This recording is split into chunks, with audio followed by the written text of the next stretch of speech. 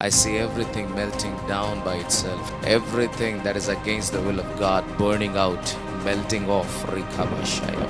Marvelous things are going to take place. We have entered a season where even devastation will be called marvelous in the sight of God. It will make no sense to people. It will make no sense to this generation. A season where the very suffering melted the heart of God. The very suffering that made the heart of Jesus move with compassion. That very suffering my Lord shall laugh upon. He will see the devastation of mankind, the confusion and the chaos of this generation. And the Lord in the heavenly places laughs.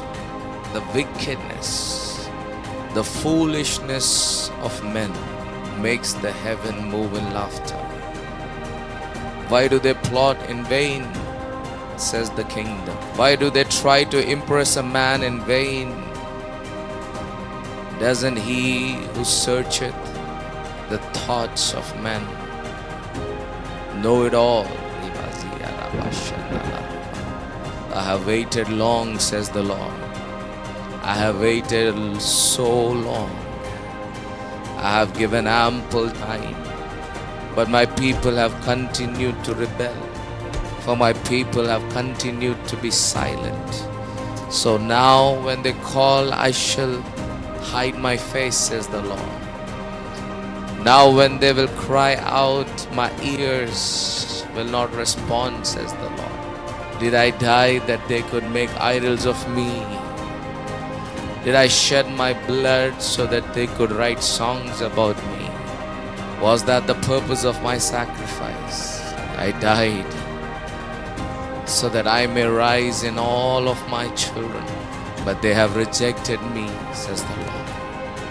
They have harbored secret sins. They have harbored secret emotions, as if I was blind. Oh, as if something could be hidden from my eyes. My silence was taken for granted, says the Lord. For they continue to live in their secret deeds of sin. They continue to live a fearless life towards me. They have continued to live for their bellies, though they professed to be all mine. They never gave themselves up for me. For the God, for their bellies were their gods. For their egos were their gods. For their thoughts, their wisdom, the human intellectuality became their gods and goddesses. I had no place in their heart, neither their mind. They have utterly rejected me, spitting upon my wisdom. They have mocked me, though they refuse to accept it. They have worn masks, wolves in sheep's clothing. But the one who searcheth every heart and every thought of man says that I come in my wrath, and I shall not spare even one,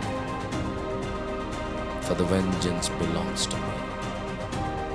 The vengeance belongs to the Ancient of Days. He who has ears, let him hear what the Spirit has to say. He speaks again and says, "O mere man and mere woman, why have you exalted yourself above me? Why have you not feared the Lord? Has your arrogance taken over yourself? Doesn't my eye watch everything? If your soul be asked of thee tonight, if tonight be your last, where will your ego go? Where will your pride go? Where will your human intellectuality go? Have you broadened your chest just for the mere filth called the wealth of the earth? Has your wealth broadened your chest so wide that you have forgotten that I carry the power to not just kill the body but the soul? Fear not men who can kill your body, but the one who can kill your soul. The time is coming, says the Lord, where my breath will wipe out every wickedness. Just my breath,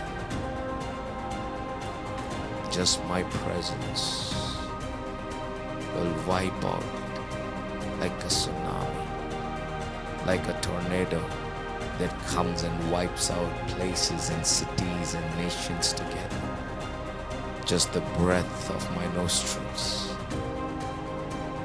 is going to wipe out every wicked man and every wicked woman that was defined by their wicked thoughts. Everyone that did not host me, irrespective of how the world looked at them, irrespective of how the world treated them as kings and queens, talented and gifted. My breath, which shall be poured without measure, will test the work of every man.